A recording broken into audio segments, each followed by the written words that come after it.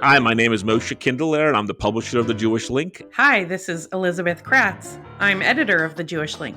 and you're on the Jewish Link Pitch Meeting Podcast. Welcome to the Jewish Link Pitch Meeting Podcast. Okay, I am very honored to have here today two very, very special people. First of all, he's not my Rav, okay, but someone we're very, very closely with, Rabbi Chaim Strauchler, who is the the rabbi of Rinat, okay, Rinat Yisrael and Teaneck for the last few years. He grew up in New Jersey, made a quick sojourn to Toronto, but he moved back to his ancestral state and homeland. 13 years is quick. If 13 years is quick. So I have Rabbi Strauchler here. Welcome to the Jewish Link. I have another distinguished guest who I never met before, and his name is Rabbi David Fine, okay, who lives in Modi'in, who's also the founder of the Barkai Center for Practical Rabbinics, I believe. Community development. And community development. But I was also born in New Jersey. Actually, I was born in Staten Island, but when I was 2, my parents moved to New Jersey. So I grew up basically in New Jersey as well. So I didn't know that, and I'm happy you told me that, because we like because I'm the Jewish Link in New Jersey. Even though we're not just New Jersey, I like my New Jersey connections. Okay, so first of all, welcome, and the reason why you guys are here is because of a very unique program that we've written about in Jewish Link, but really kind of caught my eye years ago. It's actually Rabbi Strauchler. I think it was early in I think it was year 1 or 2 of your tenure. Still in Toronto was when we started it. Wow. Yeah. Okay. Right. But I think we had a conference call, us three, right. and you wanted to bring together or just kind of acclimatize or just get rabbis aware, Israeli rabbis aware of what's going on in the U.S., U.S. rabbis aware of what's going on in Israel. And I'll let you talk about this program, but I'm just going to give you some of my misconceptions, okay? Go for it. My misconceptions is that I always thought Israelis look at shuls and their rabbis in a whole different way than Americans do. Okay, they don't value. I think it's an outgrowth of of how I think many of the shuls are paid for by the government. Okay, or the rabbis were paid for by the government. Is that they looked at their rav as not in the same way as we look at here in the U.S. Okay, the rav. That's not a misconception. Oh, okay, good. No, but all of that, and then from that, everything changed. People looked at the shuls completely differently. They don't look at their shul the same way. They don't, meaning it's not, let's say, a second home. It's a kind of a place where they daven. And I thought it had to do with the fact that maybe the rabbi was a government employee in a lot of situations. There was something different in the water in Israel about the rabbinate. Okay, and I guess we'll start with that misconception, and then we'll keep going. So beat me up on that misconception. So it's not a misconception. You're 100% correct. I almost don't know where to start, but based on what you said, the shul in Israel, more or less, in the Dati Leumi community, is basically a place just to daven.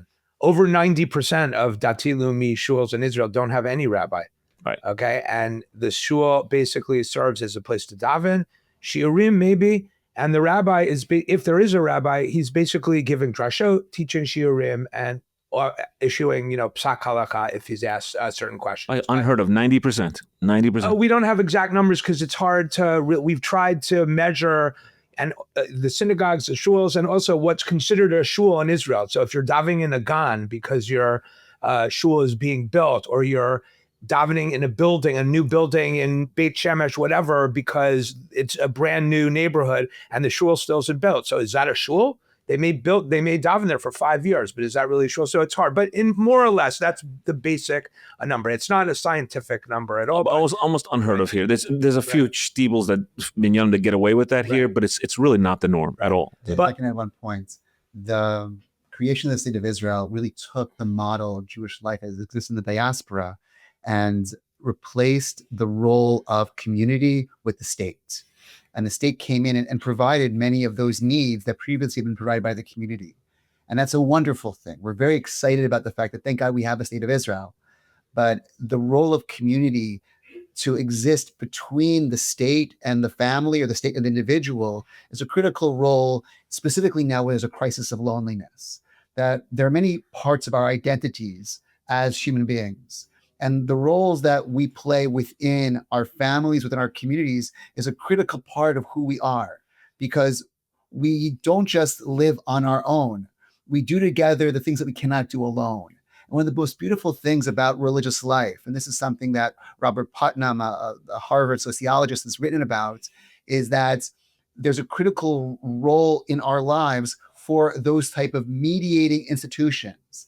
That the role of a Beit Knesset, the role of a Kihila, is really critical for our health, our mental health, our physical health, in ways that in the wider society, when they speak about a crisis of loneliness, that's something that exists out there in America.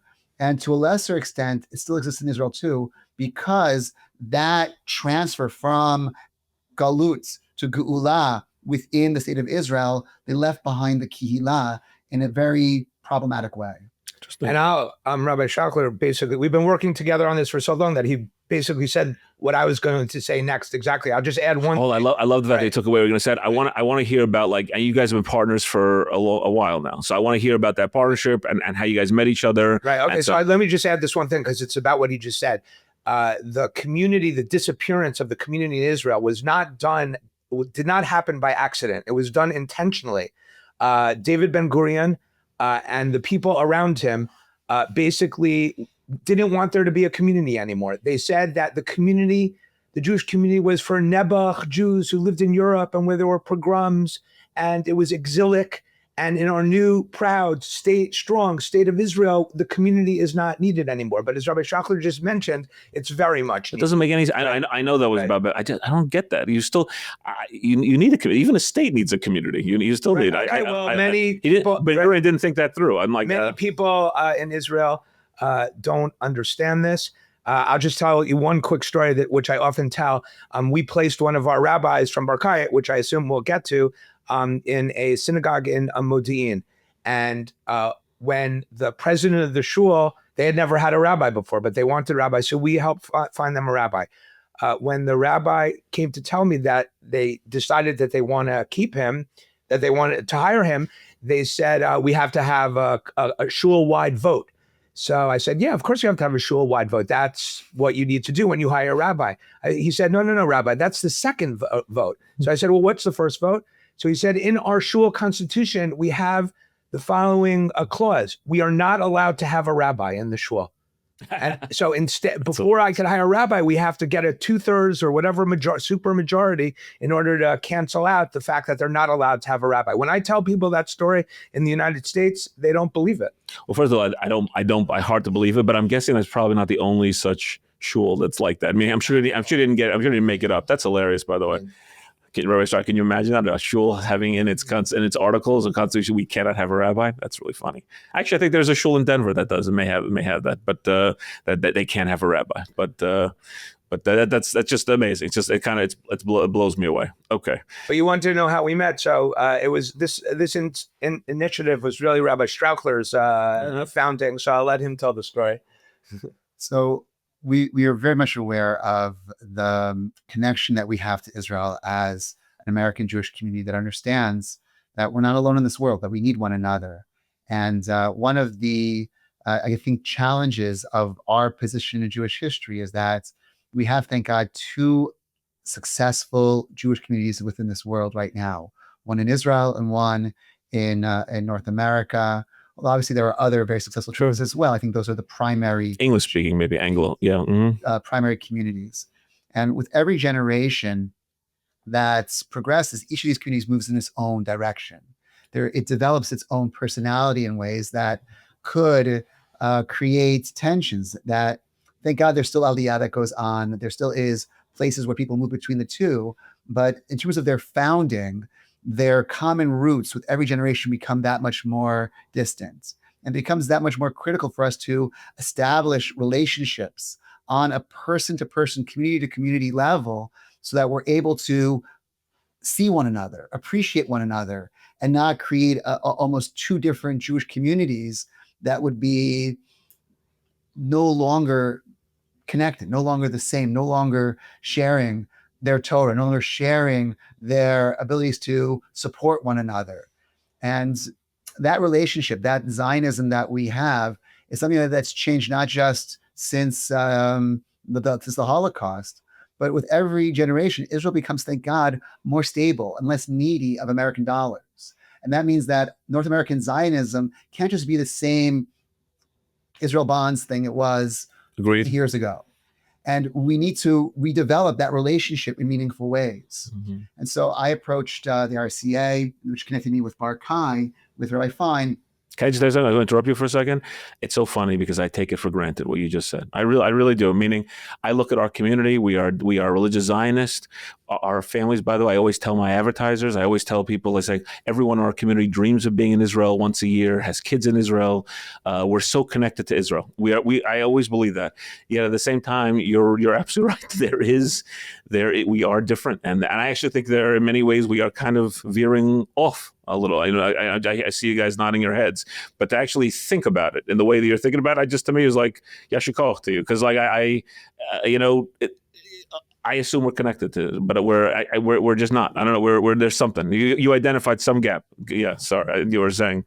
And I think that's part of this project is to appreciate the gap, and also to, in some respects, close it with a dialogue, a conversation, which we're doing mutual learning. Because all too often what happens is that we're just talking at one another. And you get this in a lot of like the Jewish organizations in America, or for that matter in Israel, who sort of type the other.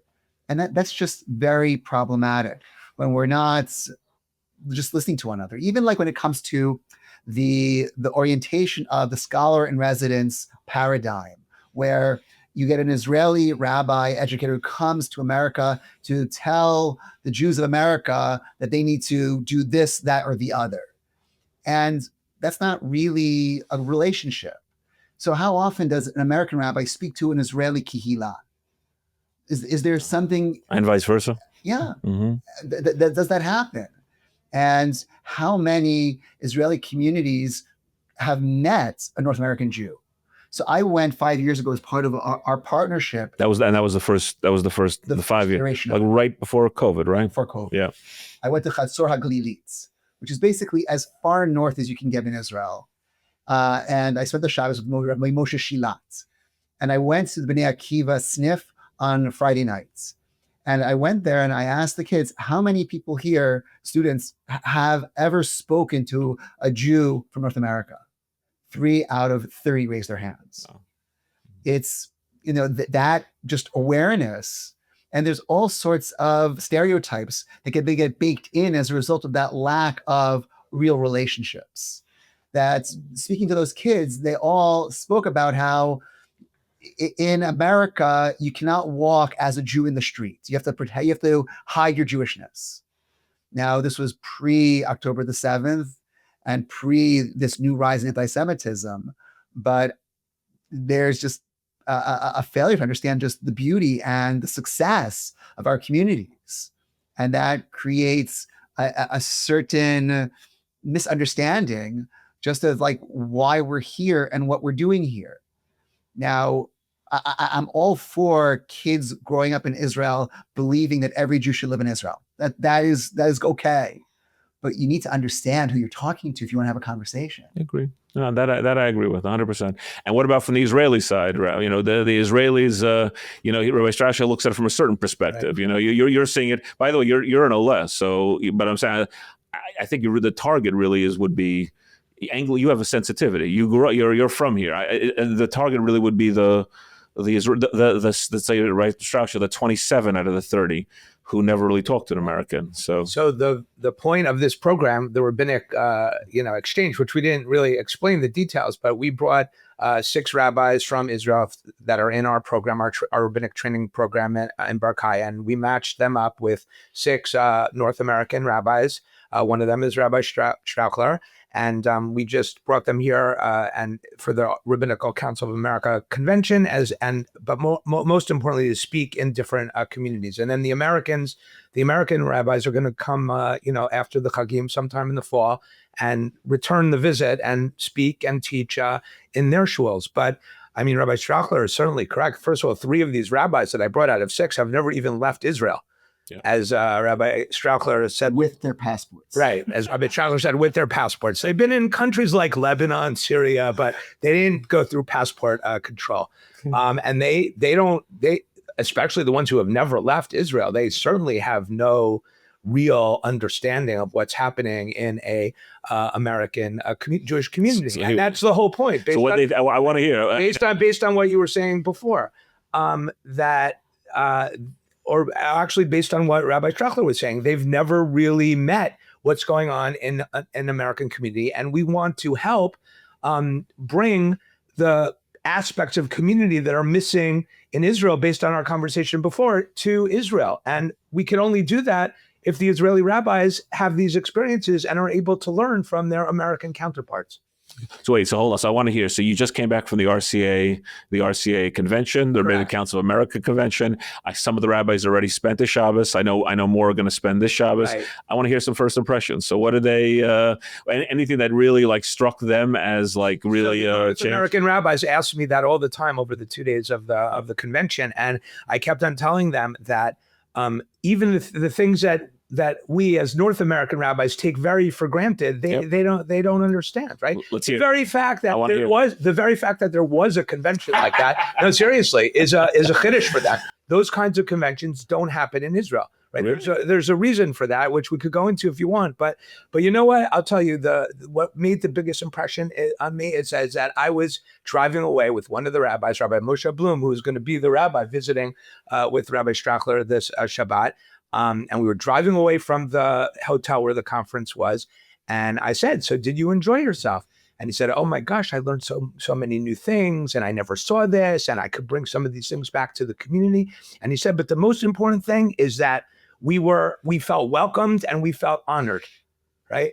When they went in, there was a sign welcoming them with their pictures, and many of the rabbis wanted to speak to them at the meals and learn what was going on. And makes it sound like they don't get that kind of respect in Israel. And listen to this, right? He said to me, if we had a rabbinic convention in Israel and there were a few American rabbis, like we'd be nice and we'd say hello, but we wouldn't necessarily treat them the way we were treated here. And that says a lot. Really? They really saw that? Right. That's funny. No, because I'll tell you why. The rabbi is, except for psak and halakha and drashot and shiurim, which is very important. Obviously, that's the basis of everything. But beyond that, on a more communal or a more pastoral level, the rabbi is almost an irrelevant person in Israel, because they're not involved in that aspect of what any good rabbi here is involved in. So you're saying an aspect of their leadership is completely missing in the community? More or less, yes. Mm-hmm.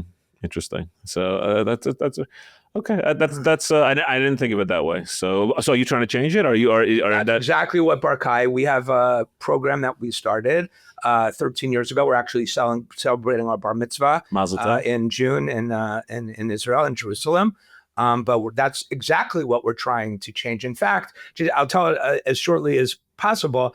I was trying to figure out what I was going to do in Israel, because I couldn't get not because I couldn't get a job because of my talents or skills. Our job doesn't really exist in Israel, because even the shuls that do have rabbis, they don't pay them, right? Or they pay them a very meager amount. We have 103 rabbis that went through our training program, and at least 50% don't receive even a shekel for their jobs.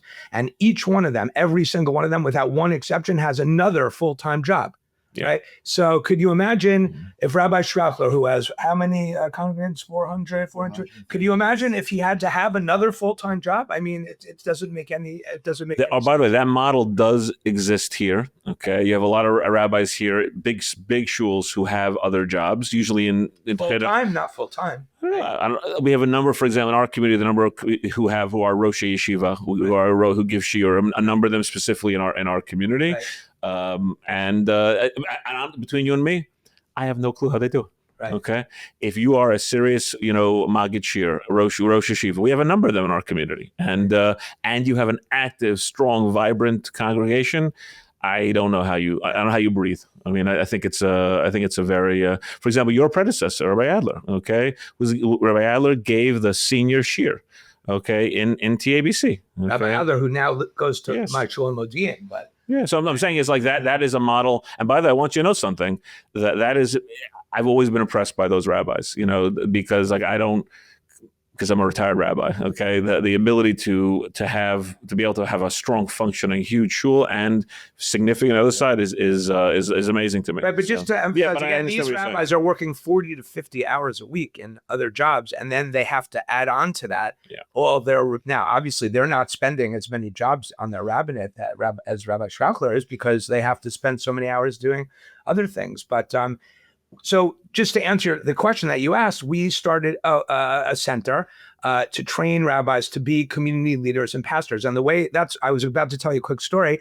I go to this, mostly American shul in Modi'in, and my job doesn't really exist. So I had no idea what I was going to do when I made Aliyah. And so you made Aliyah without a plan at all? I had a plan. What about the plan to try to keep your job in the U.S.? That didn't work. I can't be a flying rabbi, but I had a few ideas, but I didn't have. Most rabbis that make Aliyah to Israel, I found, do not have an exact plan before they get there. And I now advise a lot of people, my colleagues and friends in America, who want to make Aliyah, and I tell them that you basically have to get here and then worry about how you're going to find a job. But I was meeting with so many people, so I figured I'd meet with the rabbi of my shul, Rabbi Shlomo Sobel, who now is my partner and co-founder of Barkai. And he said to me, I think this is what you should do. I didn't know what a Jewish community was. I'm a 10th generation Jerusalemite. Wow. I never left Israel until I was in my 30s with my wife, and at that point, 2 kids. After learning in Merkaz Harav for 10 years and going to the army, they went on shlichut to Detroit, Michigan, where he was the Rosh Kollel of the Torah Mitzion Kollel for 5 years. And he said to me, in America, in Detroit, I discovered that there's such a thing as the Jewish community, right? And why don't we have this in Israel? Why don't we have rabbis like Rabbi Strauchler in Israel? So let's try to do and the answer is because we're a minority community in a larger state, as opposed to that's certainly part of it, right? Mm-hmm. I think it's worthwhile, even as we're talking about what Israel can learn from North American communities. If this is going to be a successful exchange, we have to also be very open to learning what's going on in Israel. And there's a lot going on in Israel that we can learn an awful lot about. And there's all sorts of energetic, creative things that these Rabbanim are engaged in that we very much do need to think about. So at the convention, we had a pre-meeting between the 6 rabbis who'll be traveling to Israel and are welcoming the Israeli rabbis the Shabbos, and the 6 Israeli rabbis who traveled into for the conference and for these Shabbatot. And one of the interesting stories that was told was about remembering and healing after the terrible losses on October the 7th. And one of the rabbis, Rav Rashi Twito, right, told the most beautiful story about one of the families within his Beit Knesset, which suffered a terrible loss of one of the soldiers in the community by the name of Ron. And he left a wife, Tamar, and a number of Yitomim. And the family did not want to come to shul on Simchat Torah this past year because they couldn't. And the rabbi was talking about how we have to davka make it b'simcha, and the community said, we're not interested. And then an idea just popped in his head, almost like with Ruach HaKodesh he described, that this Ron had last October the 7th beforehand, had left a talit at his father-in-law's house.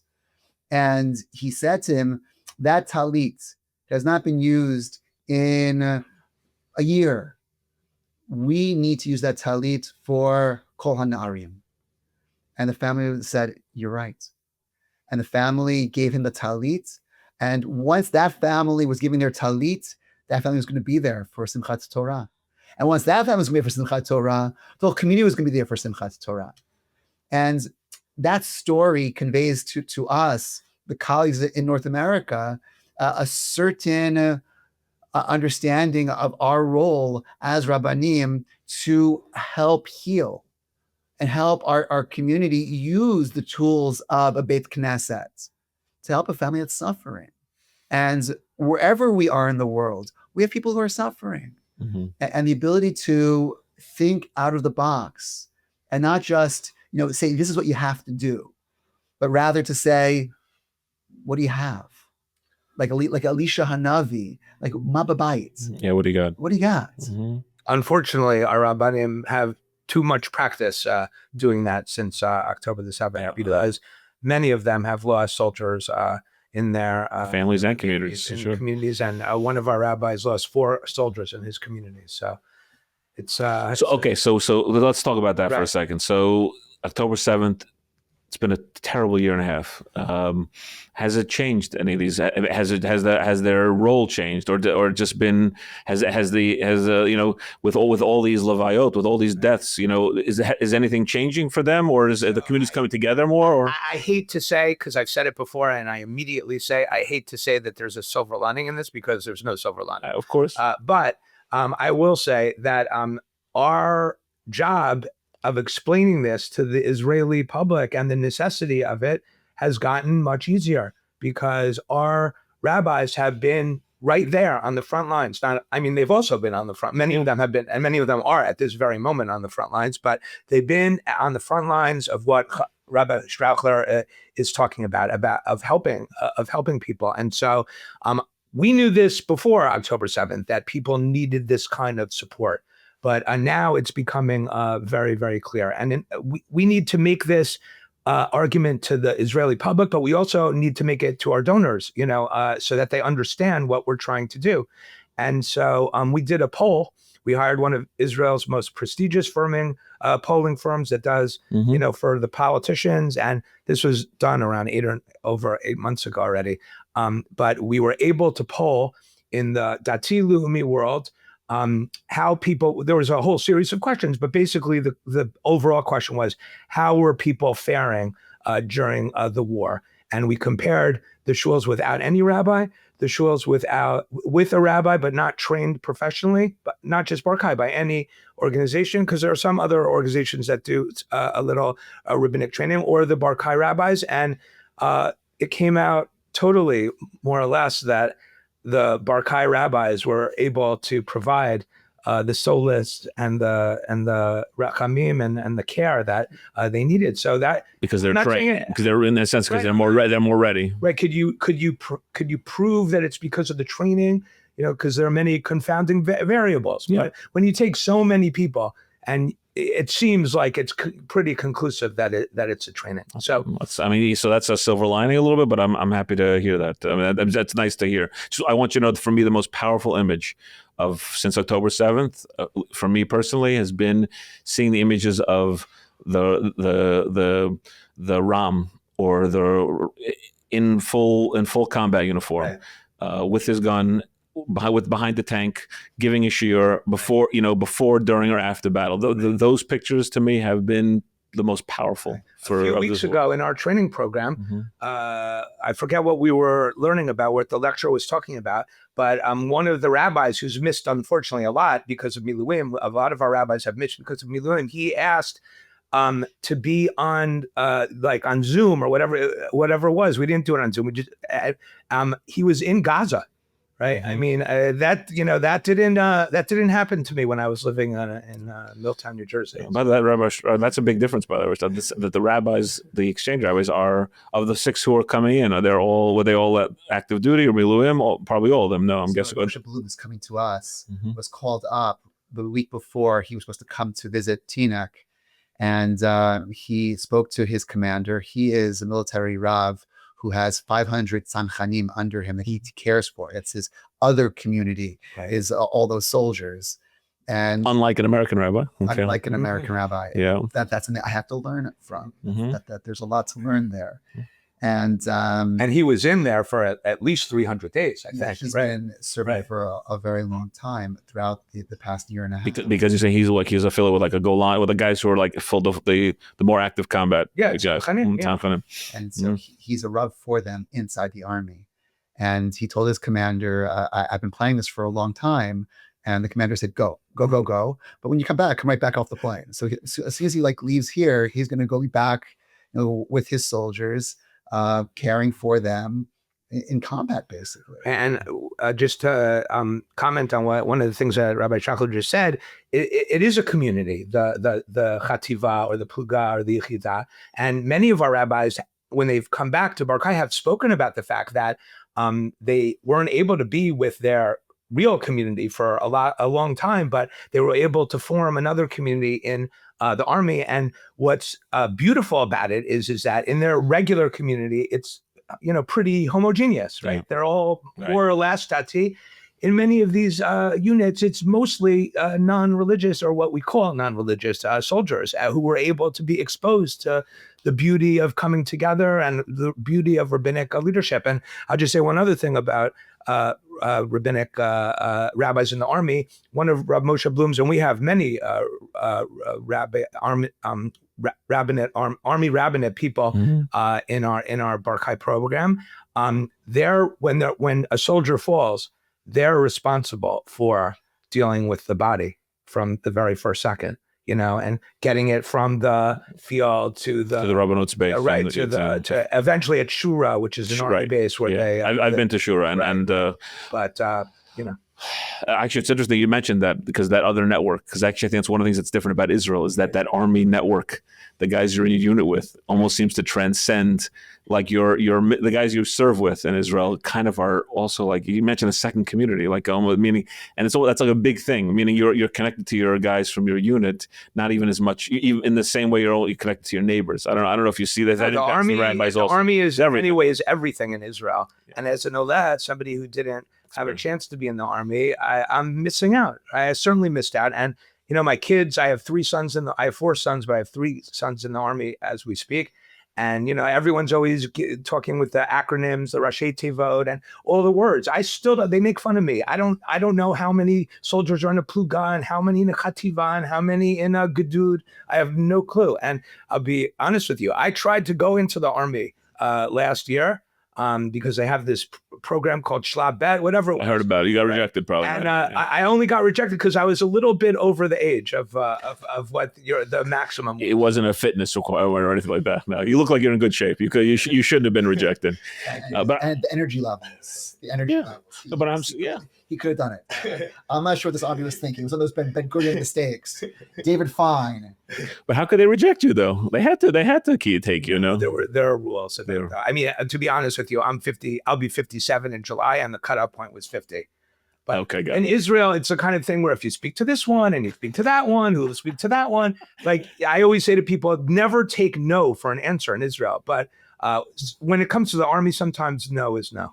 I'm happy to hear that, because one of the things I hear a lot about is that the Zeye Beseder, that whole attitude of band-aids and not thinking through enough, like it's a negative in Israeli society. It's not always. I'm happy to hear that they followed at least on that side. So if I could just comment on one thing that Rabbi Strauchler said before, you talked about loneliness.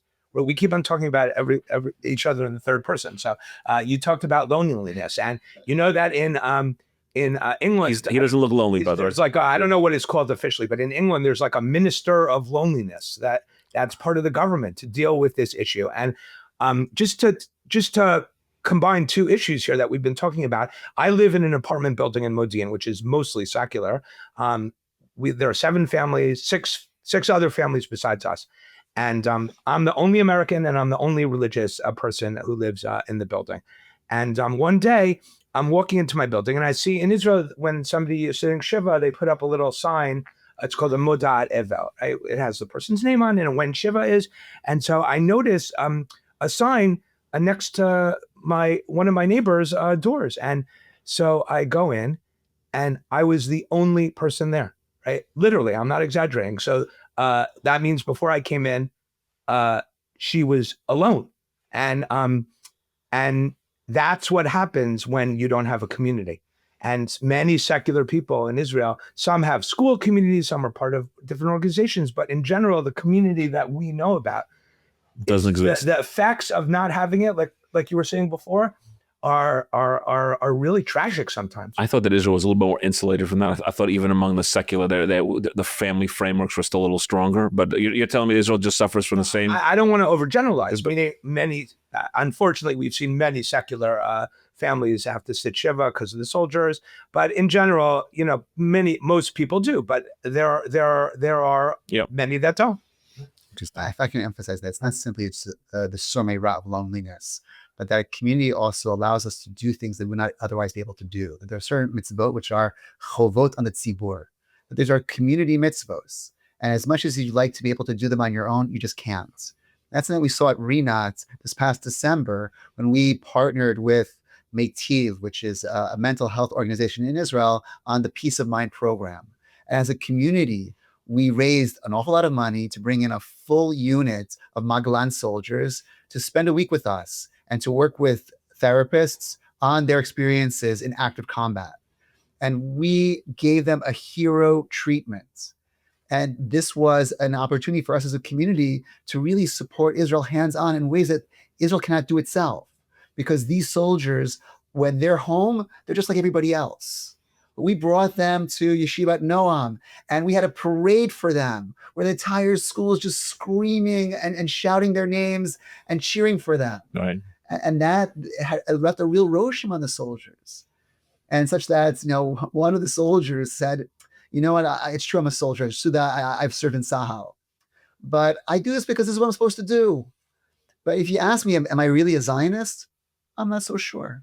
But after this week with you, now I'm a Zionist. Wow. Now I really feel it.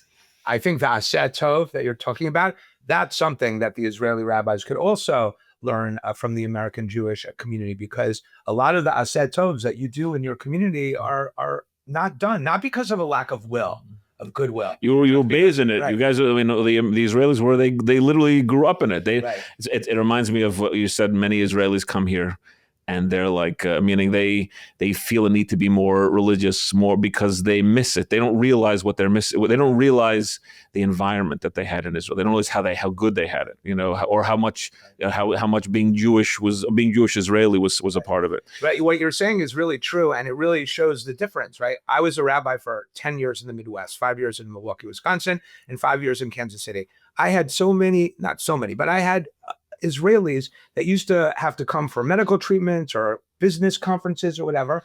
And they came to my shul and they would tell me that this is the first time they ever walked into a shul. They wouldn't go into a shul in Israel, but they did here. I had a girl in one of our summer programs. We had it's called a mifgash. This was many years ago. Twin communities or whatever. So the Israelis came to Kansas City, and this is not a joke. She told me that she read the Bible in the hotel drawer, the Gileadite Bible. She said that was the first time she ever read the Tanakh. I assume she was reading the Old Testament. She said that was the first time she ever read the Tanakh in her entire life. Wait a second. I think but I believe it, but I'm saying they're supposed to get it in high school, I thought. Some of the, what they call Chiloni schools, are not really teaching as much as Tanakh as they used to in the old days. Okay. I thought it was Ben Gurion didn't get rid of it. Yeah, I think this is an important part of the program that they mentioned hotels. Right. That I think that one of our experiences as North American Jews traveling through Israel is that we almost experience a Disney World. You go to hotels when you go there. Spiritual tourism. Yeah. And you don't really meet religious communities. You don't meet real people who are not coming at you as service providers in whether it be in tours, Madrich, tour guides, yeah, or in hotel environments, and it's chaval. And I think the things should also reverse. That when Israelis come to America, what do Israelis do? They go shopping. They go shopping. Right. They go to hotels. Tourists also. Mm-hmm. But we don't have we don't receive Israelis when they come into America the way that we should. That we should be showing them, this is how you survive in Galut. And we were having a discussion amongst various rabbis about Yadov Sheni Shel Goliot, and the degree to which Israelis have no idea that Yadov Sheni Shel Goliot exists. So that often when they come on travel, they violate chalakim and halacha because they just don't know. Yeah. Because they never lived it. There's no mimetic piece to this aspect of how they experience Judaism in Israel. And it's on us. Yeah. Because we don't say to Israelis when they come to America, hey, there's Jewish life here, come. We want to meet you. We want to see you. We want to connect with you. And so part of this program is, at least on the rabbinic level at first, perhaps down the road, to create opportunities for communities to interface. And I'll just is that part of the dream by the Rabbi? Yes, absolutely. I'll just continue what Rabbi Strauchler, what you're saying, and that is, and first of all, yes, we're starting with the rabbis because that's the most natural connection. But we really hope that this will, go down to the communities. Communities are up. Right. Yeah, Bottom up, top down, top down. Yeah. Okay, sorry, you're right. But we were both at another rabbinic conference. We don't only go to rabbinic conferences, but in Florida, a few It's a months hazard ago. of it's a hazard of the occupation. And I was asked to speak by on the program, and the title of my talk, I was on a panel. What do Israeli rabbis want from their American counterparts, or something along those lines? And I said, well, I can't speak for Israeli rabbis. I can only speak for this Israeli rabbi. And I said, one thing that I want, but I think that more importantly you want, is to do exactly what you're talking about, is to go to Dimona and Nahariya and Kiryat Gat and all these other places, because like you said, people are living in Disney World. They're not seeing real Israel when you go to Israel. I'm not being critical. I understand that because people have family and all that, and they go where they feel comfortable. But if you only spend time in Beit Shemesh, Modi'in, Ranana, Efrat, and 6 neighborhoods in Jerusalem, right, you're not getting the real Israeli experience, right? Agreed. And so you're not really understanding what the issues are. And I think it's great to go to these places. I live in one of them. But I think that if you really want to understand what's going on in Israel, I think you need to do exactly that. Yeah. Okay, no, 100%. I actually want to end off where I want to just that we talked about the differences in the communities. Okay, one of the things that I see is differences in youth. Okay, just want to see you with both your rabbi's perspective, and just I want to hear from you. I was concerned that there might be like a real gap, okay? And it's in certain areas. I'm just going to ask you where you guys see it. And I'm asking you first in Israel, for example, you have youth groups, Bnei Akiva, and not just Bnei Akiva, others that are so important, of which we are completely absent in American life, and what that means. I'm also hearing about things like, just changes in Torah learning, like the Dati Leumi community learns differently. They're not doing as much Gemara as some of our communities, or the emphasis is different. And and also like I think Nusach as well. I once heard, I was somewhere, I think it was a Modi, and I said, they asked, what Nusach does the shul daven? And they said, wherever Nusach the guy wants, they get up there. I'm like, what the heck? It doesn't make any sense to me. And we're seeing these changes going on. I just want to hear you guys, I just want to hear that from both of you, like the differences that you see, both from speaking to other rabbis and from your own, just sense of the community. You could start, or unless you want to. Absolutely. So I think what you're describing in terms of youth culture, I think is something of great significance. And I think that there's what to learn on both sides of that ledger. The centrality of youth movements in Israel and how children grow up through that type of socialization is something of great value.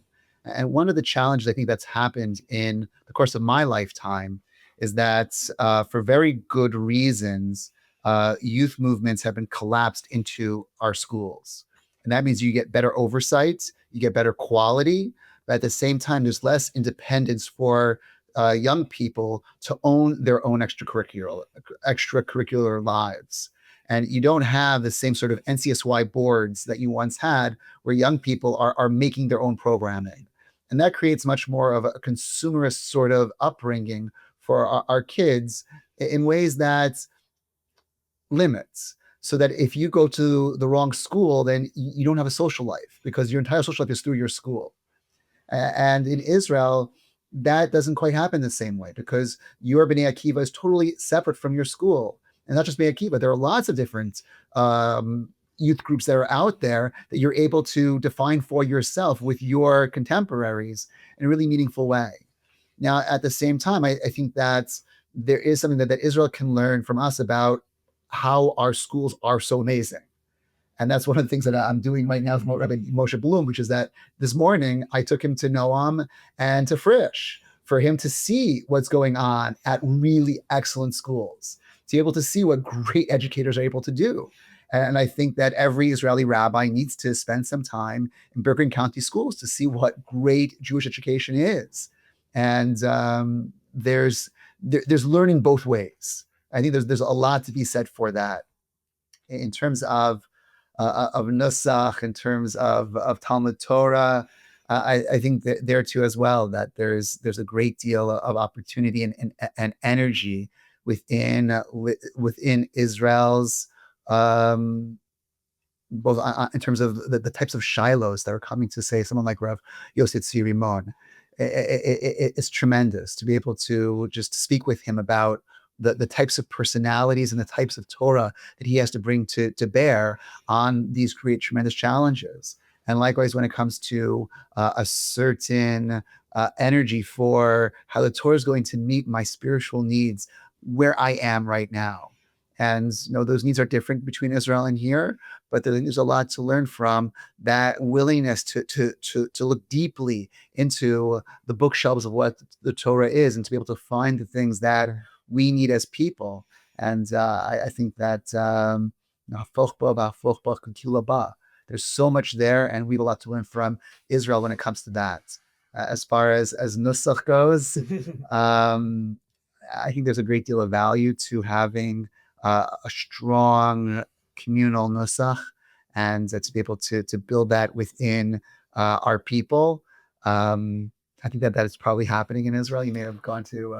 No, well, I was hearing that there's actually within a generation there'll be a nusach Israel, like it's kind of a blend, a melange. Decades ago, they created nusach achid, right? And it's catching on. Which is called nusach Sfard, not Sfardi, right? Sfard. Is that's nusach achid. So they daven that in many shuls. In your shul and Modi'in? No, people make fun of us that we daven Ashkenaz because most Israeli synagogue of the Dati Leumi world either daven nusach achid unless they're Sephardic. Okay. So, but we should really have a different podcast just on the question that you asked, and I'm being serious because I agree. I heard it's a very, very long answer. So I'll try and be very brief. First of all, the youth movements. I'll just tell you personally, my 4 sons were each madrichim in Bnei Akiva, and it's considered to be like more important than like where you get into college. And I'm only half joking. Right? They're not everyone is taken. It's a very competitive thing, and everyone wants to do that. And all these kids are looking up at these 18, 19-year-olds, like they're like as almost as if they're they're like the gods, so to speak. They're the leaders, meaning like you have these. No, they're much younger than that. 16, 17 or 18? I think they're even younger than that. I forget. I would have to ask my kids, like the army. But I'm saying, but everyone's the kids are looking up to really essentially not even adults, barely adults. For sure not. As religious models, by the way. For sure. And so this was a very formative experience for each one of my children, for sure. And it's spoken about all the time. People say, "Oh, I was a madrich in Bnei Akiva," and I'll just be personal again. My son started going out with his now wife and mother of their 2 children when they were 14 years old, because she lives one way. Her parents live 5 minutes from us, so they met in the sniff. And they started going out when they were 14 years old, and they got married when he was 19 and she was 18, right? So, which is pretty young even for Israel. Unfortunately, they got married in someone's backyard because of COVID. But Mazel tov anyway. Yeah. Right, so I think that's a very, very formative experience.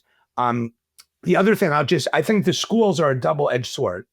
For sure, you're right that the education and the educational methodologies is way more progressive in America, for sure. It's not even a question. I mean, we still have schools that have 40 kids in a classroom, right? So just that in and of itself. I thought they were working on that, by the way. I thought that was it has been improved over the past few years, but 35 now, 30.